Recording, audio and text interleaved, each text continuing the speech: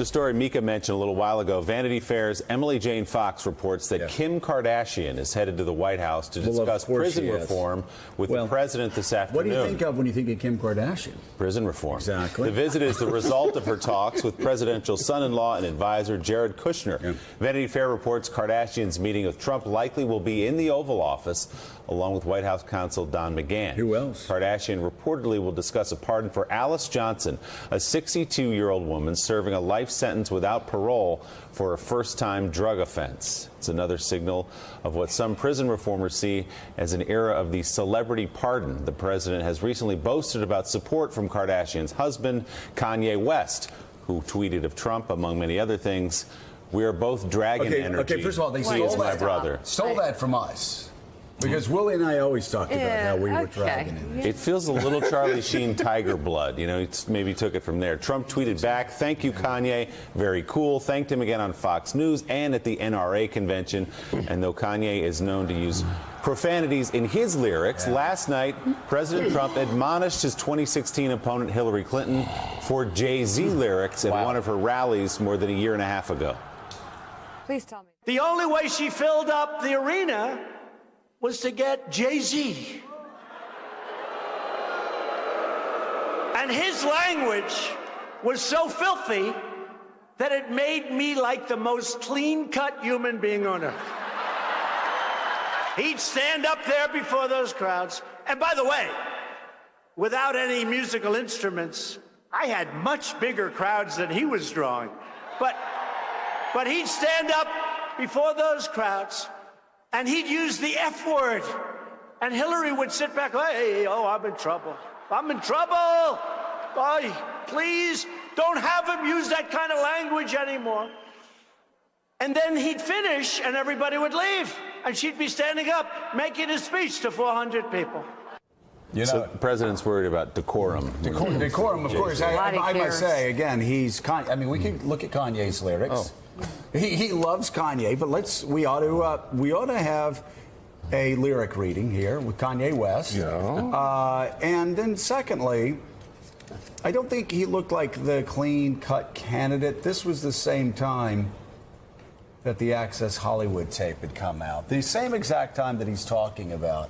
So, I mean, you could compare Jay-Z's lyrics to... First of all, half the people in that crowd were going, "Jay who?" Yeah. Last night. I noticed last night, by the way, I was flipping channels, because we don't watch that anymore. It's just boring. You've seen it before. A woman was yawning behind him. And I thought, you know what?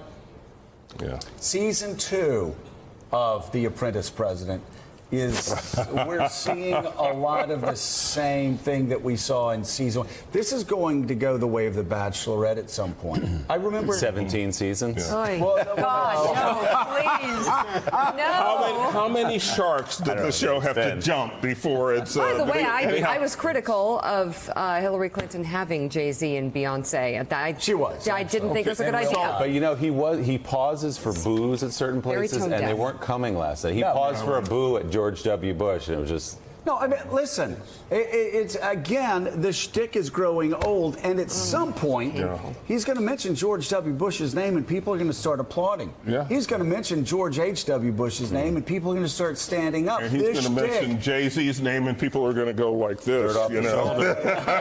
Go on, brush your shoulders off. Well, hopefully he'll never mention George Herbert Walker Bush's name, because... Again, he's not worthy enough to mention that great man's name out loud. No person so unworthy would ever be called upon to say anything about a man so worthy. But listening to that, when you consider we have men and women in harm's way in the 17th year of war, in combat right now, and you watch that, it's so profoundly friggin' stupid. There's not a word for it. Well, you know, stupid. This is the President of the United States. I mean, what a tragedy this is for a generation of kids, right, who, will have lost in their experiential memory that Barack Obama or George W. Bush or people my age, Ronald Reagan, we got a generation of kids imprinting. This is what the President of the United States is. Well, it's a tragedy. Let's wait and see how the run of this reality show ends. It may be actually a pretty good Might be a little life bit like lesson. Roseanne. It's going to get canceled. Might get a life be a life lesson. But you know, the thing that that doesn't drive me crazy, I just find extraordinarily dumb, is a continued mention of Hillary Clinton. I know. It would He's be obsessed with as her. if George W. Bush He can't quit in her. 2006 we're still talking about John Kerry at rallies. Yeah. That's sad, It is and that's sad. pathetic. Let's bring in now, though, a lawyer. Not sad or pathetic. No. He's the man who ran the Justice Department Civil Rights Division during the presidencies of both Richard Nixon and Gerald R. Ford, former Assistant U.S. Attorney General Stanley Pottinger. Stanley, Welcome. thank you so much for being here. Nice to be here. Let's talk about, I want to follow up on when Peter Baker wrote the great article on what Donald Trump is learning from Bill Clinton's experience. You were right there in the middle of Richard Nixon's experience. Compare what's going on, what happened in 73 and 74, what happened in 98, 99, and what's happening now? Well, the Peter Baker article is right about partisanship. In other words, he talks about the lessons that Trump can learn from President Clinton. We need to look at the lessons Clinton learned from Nixon.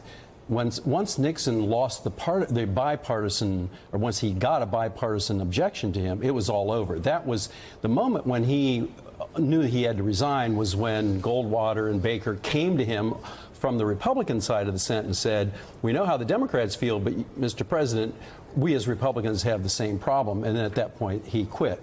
Now, Clinton smartly, as Baker says, did not follow that path.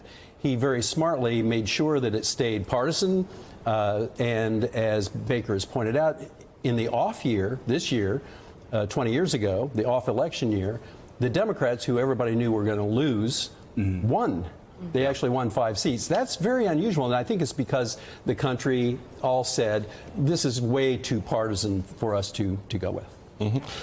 You ran the Civil Rights Division of HEW and then the Justice Department. Right. Back in the day, right. I wonder if you could just talk about that. We didn't talk about Roseanne. We're talking about race in general here.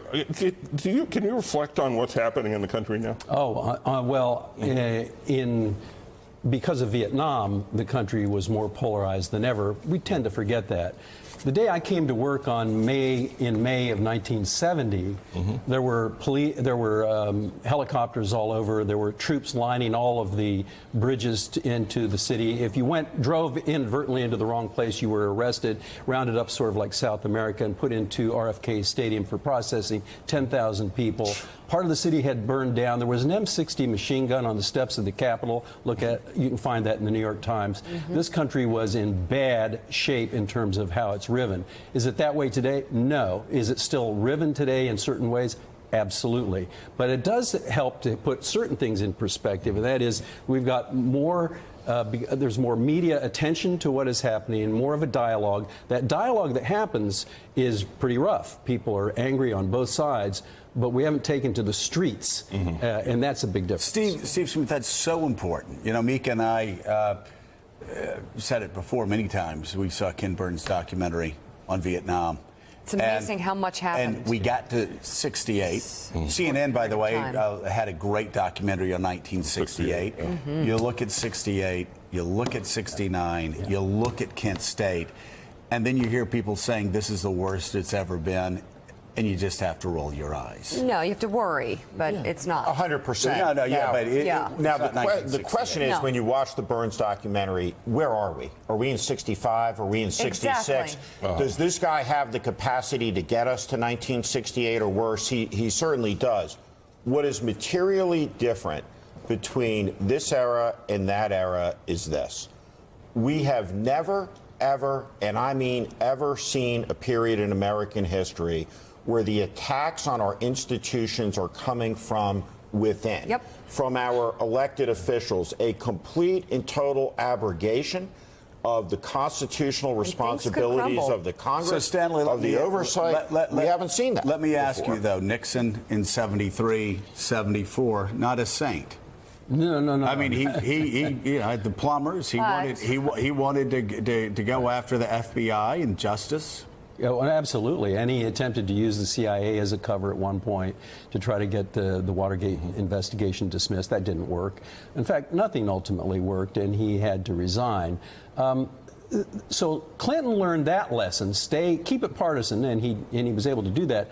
The lesson that Clinton did not, I don't know if he didn't learn the lesson, but he wasn't able to do, was to stay out of testimony. The reason he was impeached was he went into a perjury trap. He testified in connection with, under oath, in connection with the Paula Jones civil lawsuit, and that led to the impeachment. Now, the impeachment didn't lead to a conviction, so you could say it's a wash if you want. But let's don't forget that the big difference between what happened then and what might happen now is testimony under oath. That's something that, if anybody at the White House ever reads the New York Times, I'm not sure they do, but if they did and they read Peter Baker's article, they would know that testifying under oath, as Clinton did, is a pretty dangerous thing to do. Yeah, for sure. Stanley Pottinger, thank you so much. Thank you, Stanley. Come back, please. Steve Schmidt, thank you as well. Coming up, a new immigration crackdown from the Trump administration.